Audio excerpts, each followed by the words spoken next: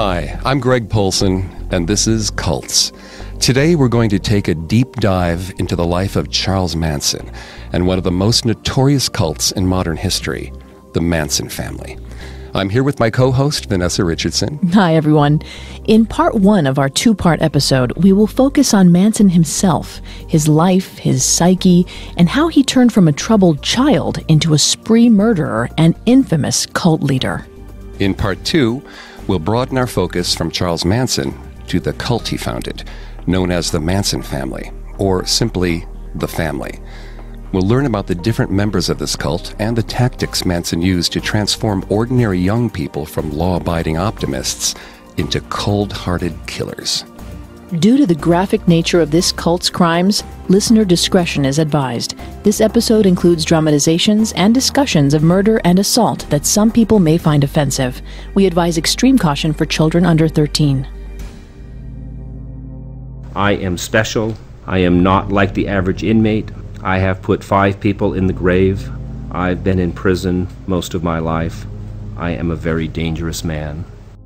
Those are the ominous words of one of America's most dangerous killers. This is a murderer so charismatic and manipulative that his murder weapon of choice was not guns or knives or axes. It was other human beings. I'm speaking, of course, of Charles Manson, uniquely infamous for murder by proxy. At his direction, members of Manson's cult, known as the Family, murdered 7 people. The most famous of these murders took place at 10050 Cielo Drive in Beverly Hills. This was the home of the beautiful and hardworking actor named Sharon Tate and her husband, the famous young director named Roman Polanski. On August 9th of 1969, Sharon was 8 months pregnant with the couple's first child and had friends checking in on her and keeping her company while Polanski was away in Europe shooting a movie. By the end of the night, Sharon, her 4 friends, and her unborn child would all be dead at the hands of Charles Manson's followers. The shocking murder of a pregnant young actress sent Hollywood into a panic and embedded the crime in the public's consciousness.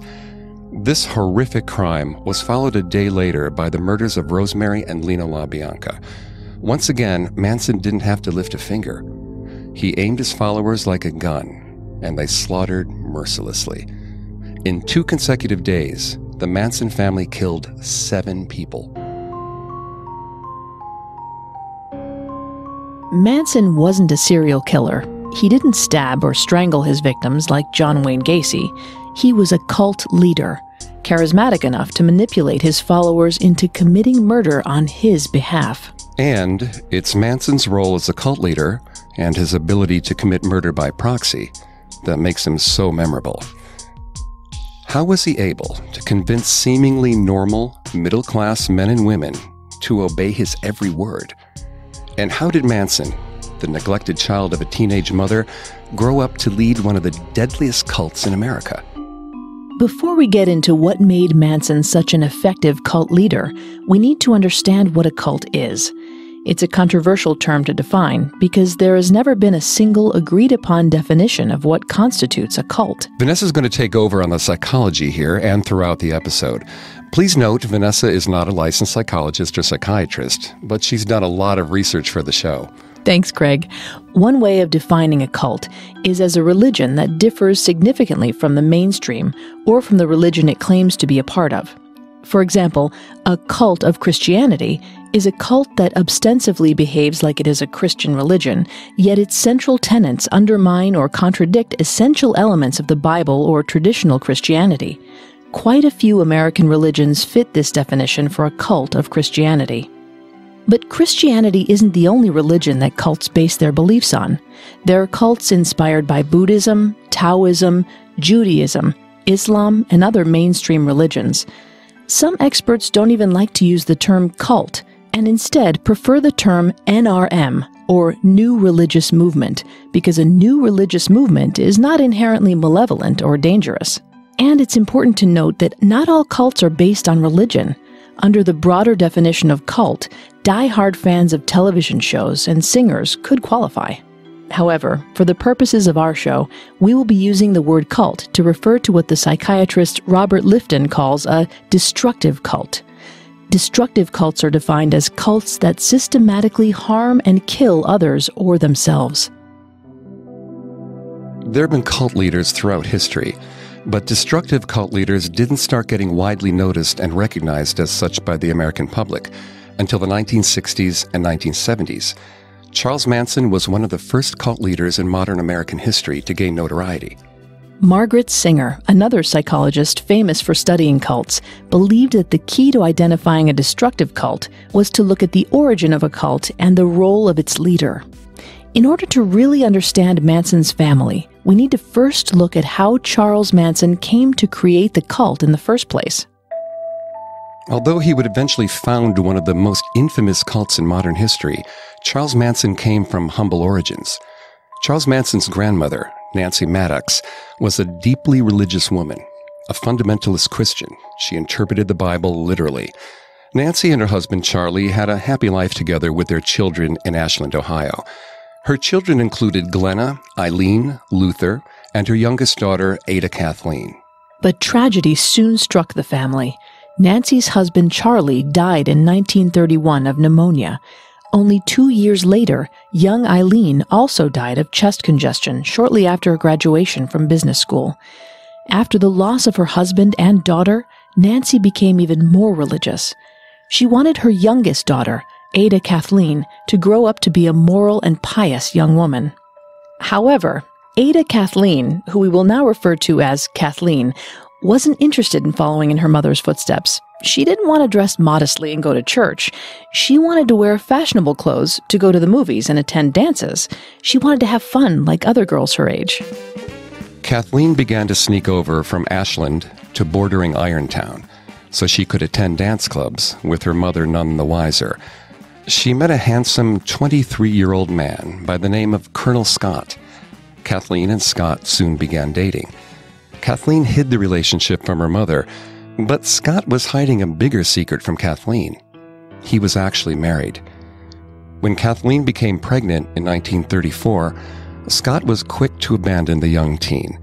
Kathleen wanted a father for her baby and settled on a man by the name of William Manson. On November 12, 1934, Kathleen gave birth to a boy whom she named Charles Mills Manson. Charles, after her father, and Manson after her new husband. Kathleen was still a teenager at heart. The 16-year-old didn't want to spend much time being a mother. She began leaving Charles with relatives so she could go out and party. Sometimes Kathleen would disappear for days with her brother Luther. Nancy began to worry that her two children were working together to rob people. Sadly for Nancy, her fears would soon be proven right. William Manson quickly grew sick of Kathleen's disappearances and divorced her in 1937. Kathleen couldn't care less. She was busy taking Charles Manson's biological father, Colonel Scott, to court to force him to pay child support. But $25 was all she'd ever get from Manson's biological father. Colonel Scott wanted nothing to do with his son. Did Charles grow up to resent his biological father for abandoning him? It's hard to say for sure, but an unsolved murder that took place in 1969 has some people theorizing that maybe Charles did hold a grudge against his father. In May of 1969, mere months before the Tate LaBianca killings, Ashland detectives found a man viciously stabbed to death in his home, a kitchen knife left sticking out of his body. The man's identity? Darwin Scott, Colonel Scott's brother and Charles Manson's uncle. Given that the Tate murders were in part a result of Manson's feelings of resentment and desire for revenge, it's easy to suspect that Manson might resent the father who never cared about him and who made no effort to save Manson from an unhappy childhood. But before Manson became a vengeful cult leader, he was a deeply troubled child. In August of 1939, when Charles was 4 years old, his mother Kathleen and his uncle Luther teamed up to rob a man named Frank Martin. After a night of drinking, Kathleen and Luther lured Martin to a gas station, then assaulted and robbed him. They did a terrible job of hiding their identities, and police quickly arrested them. Charles may have watched as police arrested and took his mother away. In the fall of 1939, a judge sentenced Kathleen to 5 years in prison for her role in the robbery. With Charles' mother in prison, his family members needed to figure out who should care for the young boy.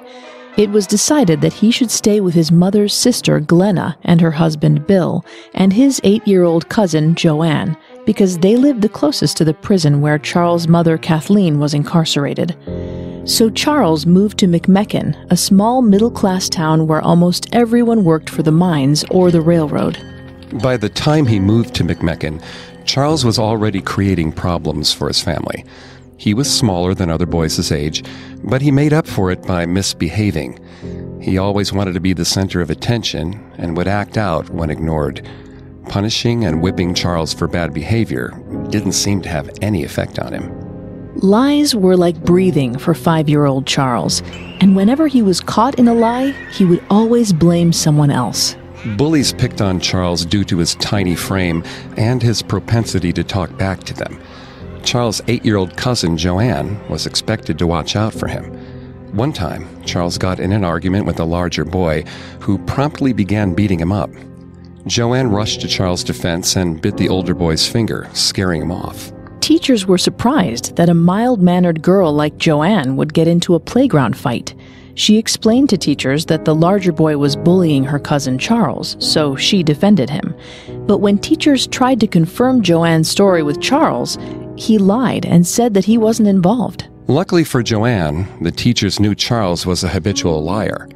They believed her, but the young girl now saw her cousin for what he was, a liar who was always willing to put the blame on anyone but himself.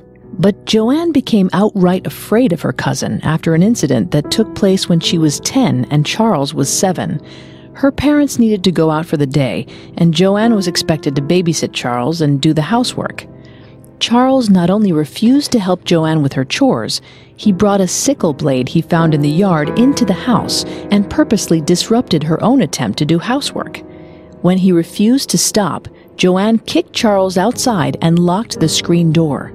Charles' response was terrifying. He screamed and slashed the door with his blade.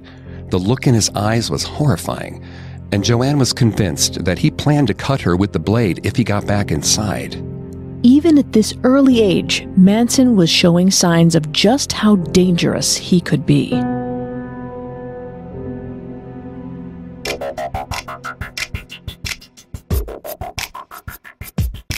You know, Charles Manson kind of reminds me of Ted Bundy.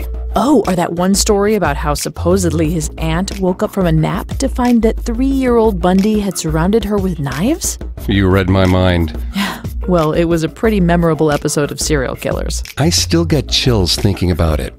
How a killer can exhibit these early warning signs but not have gotten the psychological help they needed. Yeah, but in Bundy's case, minus a few incidents like that, he seemed so normal for so much of his life. It's not all black and white with Bundy or with Manson. That's a good point. Now, for those of you who don't know, Vanessa and I are also fascinated with serial killers.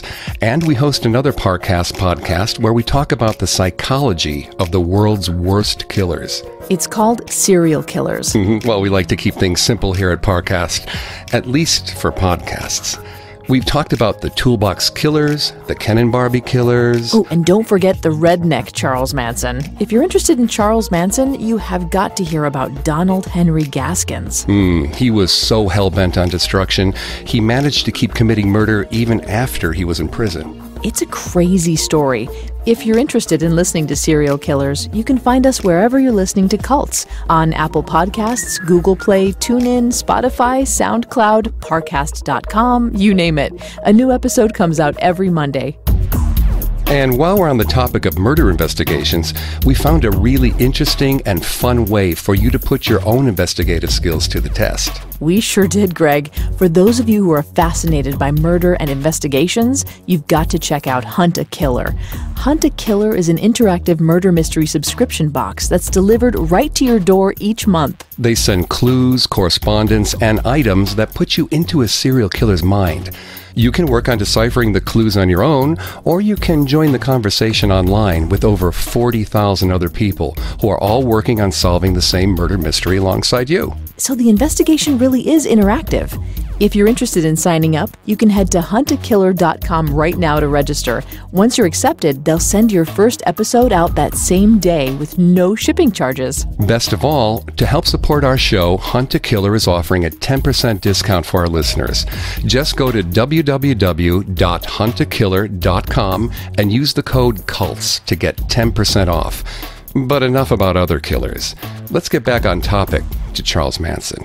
Right. We were just talking about how he threatened his cousin with a knife when he was a kid. Charles Manson's behavior was troubling even as a young boy. In an adult, some of the traits that Charles Manson exhibited as a young boy might be considered consistent with symptoms of psychopathy, a condition commonly found in cult leaders. Psychopaths usually demonstrate traits of what psychologist Robert Hare has labeled aggressive narcissism. These traits include pathological lying, an inflated sense of self, a tendency to charm or manipulate others for personal gain, failure to accept responsibility, impulsivity, irresponsibility, lack of empathy, and shallow emotional affect, which means they don't feel emotions as strongly and the emotions pass by quickly. Other traits psychopaths exhibit are a lack of realistic goals, poor control over their temper, a tendency to be easily bored and seek out stimulation, a parasitic lifestyle where they leech off of others, and criminal behavior. So was Charles Manson a child psychopath? Well, psychiatrists don't like to label children as psychopaths. They instead prefer to say that children exhibit callous and unemotional traits, namely the ones I just described.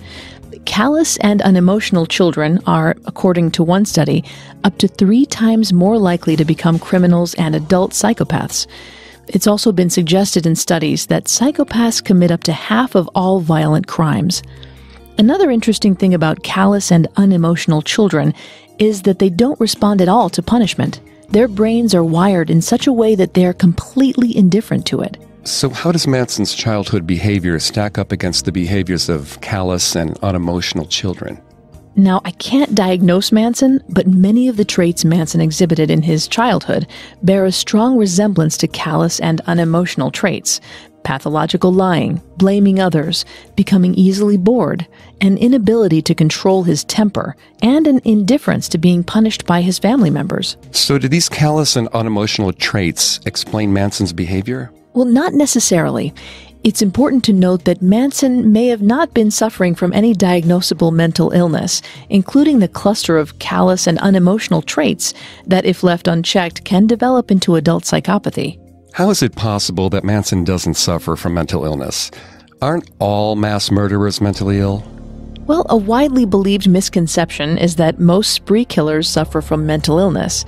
Dr. Michael Stone, a New York psychologist, decided to study how many spree killers actually suffer from mental illness and created a database of over 200 mass murderers. So how many were mentally ill? Well, 25% showed indications that they suffered from paranoid schizophrenia. These are the killers whose murders could have been prevented if they were properly diagnosed and given the correct medications to treat their hallucinations. Another 25% of them indicated they suffered from a mixture of depression and callous and unemotional traits, which means that in addition to possessing a lack of empathy, these killers also possessed a strong feeling of despondency. Half of the spree killers showed no clear signs of a specific, diagnosable mental illness. But there has to be something that separates spree killers from normal law-abiding citizens. Well, yeah, many spree killers might have elements of different mental disorders like narcissism and paranoia, but these elements may not be strong enough to qualify as mental illness. So, Charles Manson may have exhibited behaviors as a child that resemble callous and unemotional traits without actually suffering from a diagnosable mental illness. But what causes a child to exhibit these callous and unemotional traits? It's believed that a child can become callous and unemotional through nature or nurture. Some children are born empathetic, but they grow up with abusive parents in an unstable home and end up becoming callous and unemotional as a form of self-preservation and a reflection of their environment. These unemotional kids are the most treatable and most likely to be able to lead normal, productive lives if therapists are able to help them in time. The more dangerous children are the ones who are raised in loving homes and safe neighborhoods, yet from a very early age exhibit these same callous and unemotional behaviors as children who grow up in abusive homes and dangerous neighborhoods. These children are born with their brains wired differently. Even as toddlers, they crave stimulation. They constantly lie. They're callous. If they look like they're being sweet or empathetic, it's because they want something from you. But was Manson's behavior as a child a product of nature or nurture? That's difficult to say. Charles' behavior did start at a young age when he was just a toddler, and he acted out even against relatives who smothered him with affection, like his grandmother. On the other hand, there's no denying that Manson had a rough childhood. He experienced many traumatic events at a young age. Growing up with a mother who left him behind to party all the time could have made it difficult for Charles to form a proper attachment bond with her as an infant. Watching his mother get arrested and visiting her in prison was probably quite traumatic for the young boy. And these weren't the only traumatic experiences that Charles went through as a child. When Charles was 5 years old and living with his aunt and uncle, he started attending Mrs. Varner's first grade class. Mrs. Varner was infamous for verbally abusing and terrorizing the students in her class. Mrs. Varner spent Charles' first day at school relentlessly mocking him for having an imprisoned mother. Charles ran home crying. His Uncle Bill was disgusted. He felt crying was for girls and girls only. So he forced Charles to wear one of Joanne's dresses to school the following day, allegedly so he could toughen up and learn how to be a man. Decades later, Charles still remembered the humiliation of his uncle forcing him to wear a dress to school that day. It makes sense that this would be a formative memory for Charles. Cross-dressing in and of itself can be a very positive and beneficial form of expression for children who want to explore their gender identity. Children can, however, be deeply traumatized when they're forced by parental figures to cross-dress as the gender they know they aren't. Several different serial killers were forced to cross-dress when they were children by the adults in their lives. Manson lived with his aunt and uncle for 2.5 years. He developed two main interests, a love of music and a love of guns. In late 1942, his mother Kathleen was paroled, and Manson went to live with her in Charleston. At first, Manson was thrilled to be living with his mother instead of his strict aunt and uncle. But Kathleen began to notice his son was displaying some disturbing behaviors. He constantly skipped school, and he spent most of his time trying to manipulate and sweet-talk women into giving him money to buy candy. Soon Charles' behavior grew even more worrisome. He began stealing all the time and blaming others when he got caught. Kathleen asked her mother Nancy for help teaching Charles right from wrong, but Nancy's lectures on morality had little impact on her grandson. Researchers have found that lectures have as little effect on callous and unemotional children as punishing them. These days, researchers know that the best way to motivate an unempathetic child is by rewarding them. The reason callous children need so much stimulation is because their brains have overactive reward pathways. So even if the child cannot feel empathy, they can be motivated to exhibit good behavior if they are rewarded for it. Well, unfortunately for Kathleen, she had no idea how to get through to her son. She decided an institution for troubled boys might be able to instill some discipline and morality into Charles.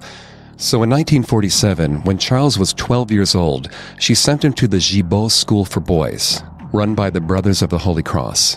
The instructors at Gibault described Charles as occasionally being likable, but also demonstrating a tendency toward moodiness and a persecution complex.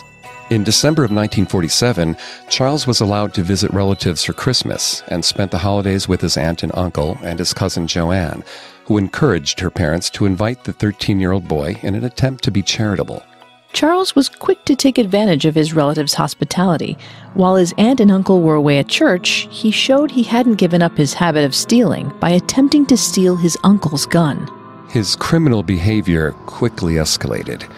A few months after returning to school, Charles ran away and began breaking into stores and robbing them. The 13-year-old was soon caught. In 1948, a judge sent him to Boys Town, the most famous school for troubled boys in the country. Charles didn't stay at Boys Town for long. Within 4 days of arriving, Charles and another boy named Blackie stole a car and drove to Illinois. Charles and Blackie used a gun to commit 2 armed robberies. They then attempted to make a living by helping out Blackie's uncle, a professional thief. Police caught Charles again. In early 1949, Charles was sent to Indiana Boys' School, a much harsher reform school. Instead of living with misbehaving boys, the 14-year-old was now living with dangerous boys and young men who had committed a wide range of crimes. Some of them were hardened criminals who had committed armed robbery, assault, and manslaughter. Staffers and older boys regularly physically abused smaller, younger boys like Charles. Sexual abuse was rampant. According to Charles, he was brutally raped not long after arriving at the boys' school. Getting victimized and raped at a young age can cause severe psychological trauma, such as post-traumatic stress disorder and disassociation. Charles later described how this event traumatized him and warped his understanding of rape. Manson said himself, quote, "You know, getting raped, they can just wipe that off. I don't feel that someone got violated and that's a terrible thing. I just thought, clean it off, and that's all that is." Charles' teachers made note of the manipulative traits he continued to demonstrate. They reported that he, quote, did good work only for those from whom he figured he could obtain something, end quote. Yet at the same time, there was no doubt that Charles was suffering at the boys' school. He lived in constant fear of being physically abused and raped, and this made for an incredibly traumatic and psychologically damaging environment. Charles later explained that this was when he developed what he called the insane game. Since he was too small to intimidate other inmates, he would try to scare them into believing he was crazy by flapping his arms and shrieking and making terrifying faces. Charles tried to escape 4 times in 1949 alone. In October of 1949, Charles and 6 other boys managed to escape the reform school. Police quickly caught the 14-year-old. But Charles wasn't finished with his escape attempts. In 1951, 16-year-old Charles and 2 other boys escaped and stole a vehicle. They were caught after only a few days. Charles was next sent to the National Training School. The 16-year-old continued to try to charm and manipulate others.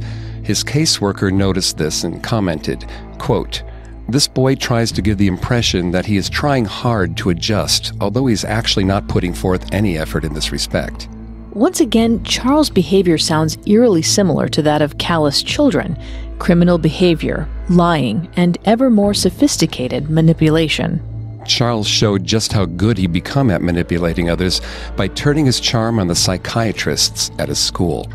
Despite noting that he had a strong sense of inferiority, the school's therapist report also said, quote, "One is left with the feeling that behind all this lies an extremely sensitive boy who has not yet given up in terms of securing some kind of love and affection from the world," unquote.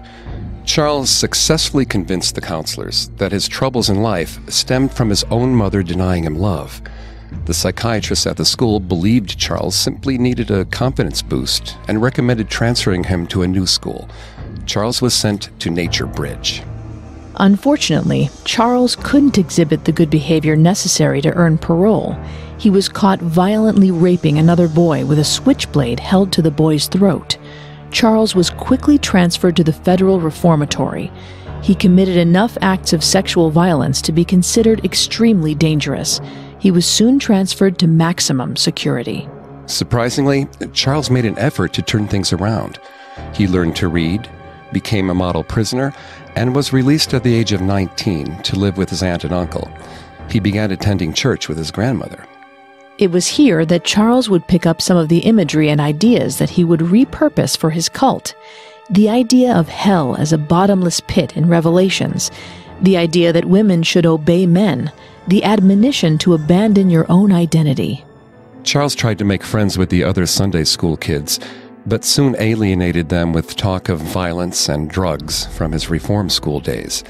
So instead, he focused his energies on what would prove to be his singular talent: manipulating vulnerable girls. On a visit to his cousin Joanne's house, she noticed him buttering up a teenage girl who was at the house for counseling. Charles showered the girl with compliments. and Joanne quickly realized her cousin was making a calculated attempt to seduce the vulnerable girl. Joanne was so disturbed by Charles' manipulative behavior that she made him leave. Charles soon set his sights higher. When he was 20 years old, he proposed to a popular girl named Rosalie Willis. They were married on January 13, 1955. For a time after his marriage, Charles seemed like he was settling into a normal middle-class life in McMecken. He got a job, made some friends, and began learning chords on the guitar. But it wasn't to last. Rosalie became pregnant a few months into their marriage, so Charles began stealing cars for extra money. In the summer of 1955, Charles decided to leave McMecken and visit his mother in California. Charles and Rosalie drove to Los Angeles in a stolen car. Charles visited his mother and began enjoying life in LA. But the stolen car was Charles' undoing. He was caught and charged with driving a stolen car across state lines, a federal crime. The judge had a psychiatrist, Dr. Edwin McNeil, examine Charles. Charles claimed that he didn't know how to live a productive life due to growing up in reform schools. Dr. McNeil noted that since Charles was married with a child on the way, he might be a candidate for probation. Charles was sentenced to 5 years probation, but facing another court date in February of 1956, he decided to skip town with Rosalie. He didn't evade police for long. On April 23rd of 1956, not long after the birth of his son, Charles Manson Jr., 21-year-old Charles was sent to San Pedro's Terminal Island Penitentiary.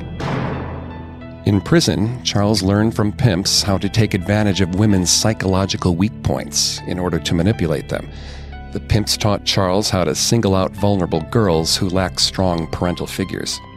The pimps explained how to use the same techniques commonly employed by domestic violence abusers.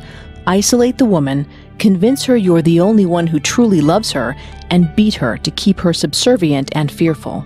Charles also took a course created by Dale Carnegie, author of How to Win Friends and Influence People. This was the first class to truly gain Charles' interest in his entire life. Many of the ideas outlined in the book echoed Charles' manipulative tendencies. Charles would take one piece of advice from the book particularly to heart. Let the other fellow feel the idea is his. Charles got out of prison on September 30th, 1958. Rosalie had left him over a year ago, so Charles moved in with his mother. He soon attempted to become a pimp like the ones he had met and learned from in prison. By September of 1959, Charles was pimping out a young woman named Leona. He also fell back on his old habits, stealing money and cars. He was soon arrested again, and in June of 1961, the 26-year-old was sent to McNeil Island. Charles spent his latest stint in prison studying Scientology and learning additional ways to influence and manipulate others. He used the Scientology belief in past lives and immortal souls as a way to convince troubled women that he could help them let go of their traumatic pasts. He also finished learning how to play the guitar, feeding the passion for music he had retained from childhood. It was in prison that Charles would discover the Beatles. Charles wanted to be adored and beloved by the entire world, just like the Beatles. He began writing his own songs and planning for a career as a famous musician. Even the prison staff became hopeful that Charles would be able to secure work as a musician after he was released. By the time Charles was up for parole in 1967, the 32-year-old had spent most of his life in prison. To the prison authorities' surprise, he requested permission to stay. That's actually not as strange as it seems.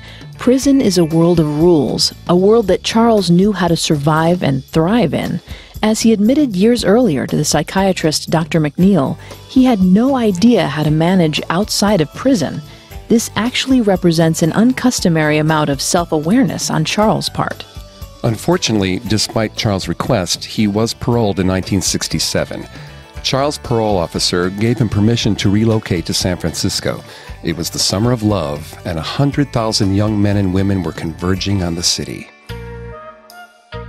Having spent most of his life in prison, Charles was surprised to now see war protesters, throngs of hippies, and a prominent group known as the Black Panthers in the San Francisco streets.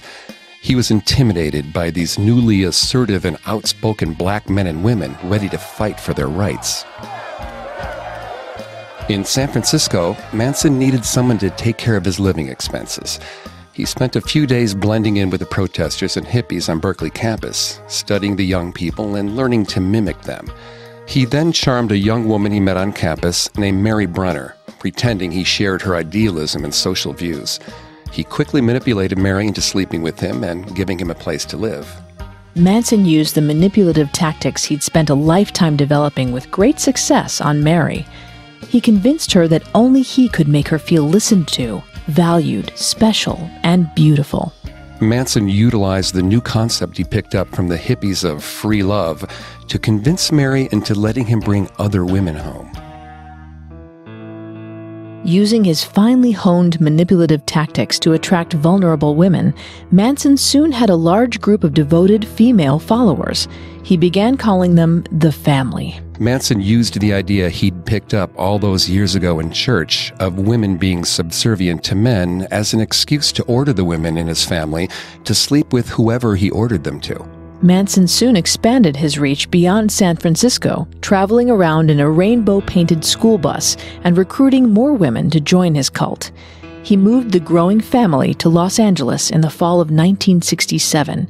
In order to feed themselves, Manson and his followers foraged through dumpsters. In 1968, Manson and his followers took up residence at the Spawn Movie Ranch in Los Angeles. They lived there for free in exchange for doing chores. Manson initially wanted to use his women as tools to help him become a famous musician like the Beatles. Manson got his chance in the spring of 1968 when Dennis Wilson, drummer for the Beach Boys, spotted two of Manson's devotees hitchhiking and picked them up. Manson initially scared Wilson with his strange behavior. When they met, Manson greeted Wilson by bending down to kiss Wilson's shoes. But Manson soon ingratiated himself to Wilson by plying him with drugs and ordering women in the family to sleep with him. Manson also used his manipulative tactics to take advantage of Wilson's insecurities about his musical talents. Wilson even bought the rights to one of Manson's songs, Cease to Exist, and produced it with the Beach Boys. Through Wilson, Manson met Terry Melcher in 1968. The son of actor Doris Day, Melcher was a famous record producer. He regularly met with Manson at his home at 10050 Cielo Drive, the future site of Manson's most horrific murders.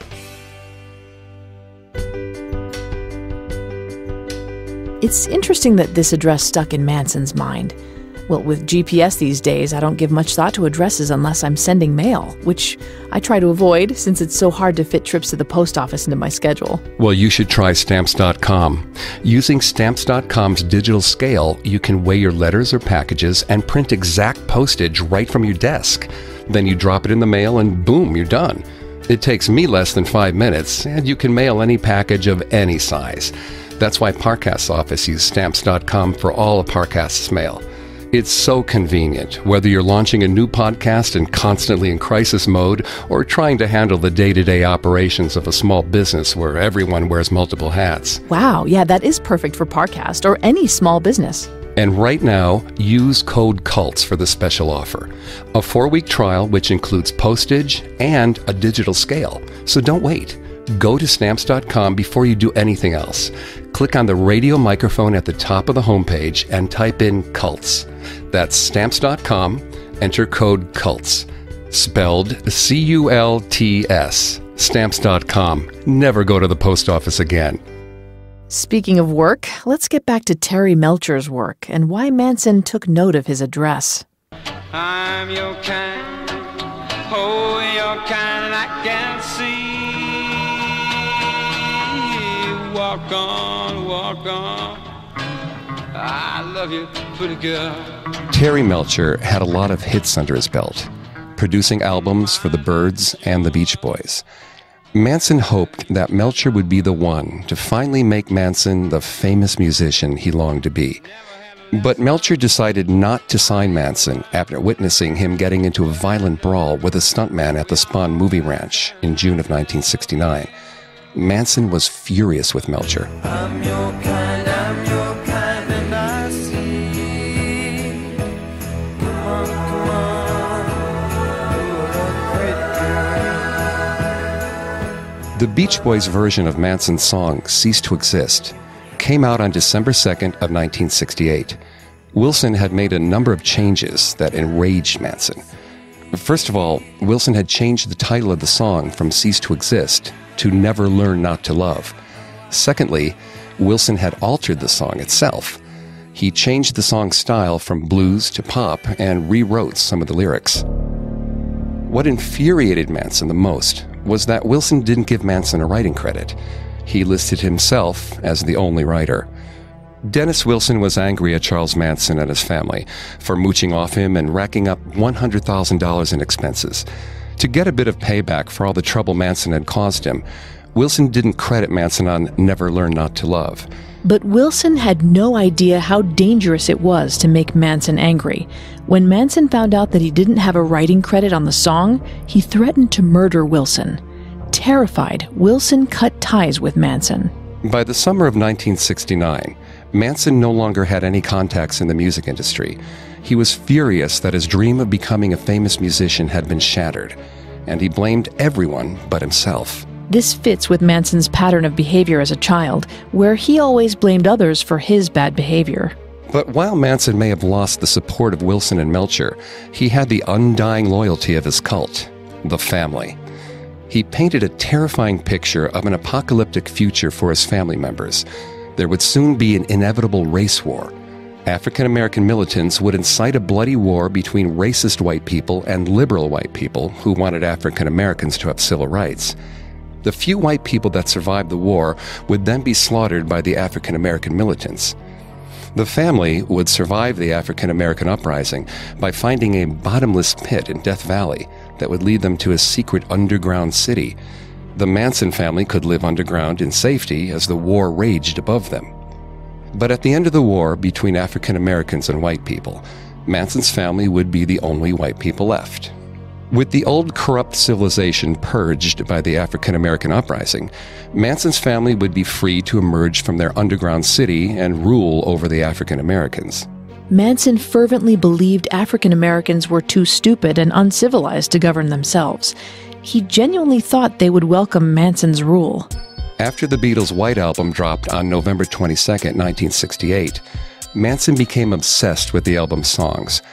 As he listened to the White Album over and over, Manson became convinced that the album offered clues about the upcoming race war.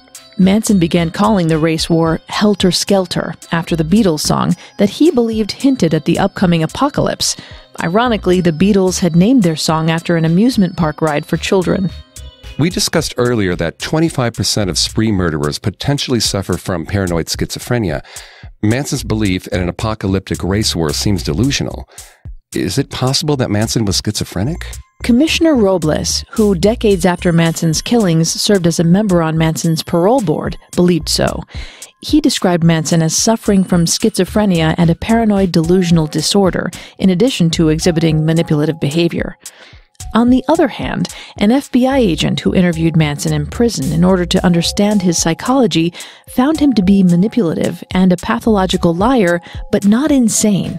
He described Manson's personality as psychopathic, which of course matches the callous and unemotional behavior Manson had displayed since childhood. So while it is a valid theory that Manson suffered from a paranoid delusional disorder, there is certainly no consensus that he suffered from schizophrenia. Manson had seen the power the Beatles held over their fans, and Manson thought he could use music to trigger the impending race war. But when Manson's efforts to ignite the race war through releasing a musical album with Melcher fell apart in June of 1969, he decided to start the race war more directly. Just 2 months later, Manson and his family would murder 7 innocent people in order to initiate the uprising. Sharon Tate and her 4 friends were killed on August 9th of 1969 at 10050 Cielo Drive, Terry Melcher's former address. Rosemary and Lino LaBianca were brutally stabbed to death the following night. The most startling thing about Manson's murders was that he didn't have to kill anyone directly. Making use of those same manipulative tactics he had been practicing since he was a small child, Manson convinced a group of ordinary, fresh-faced young men and women to commit his murders for him.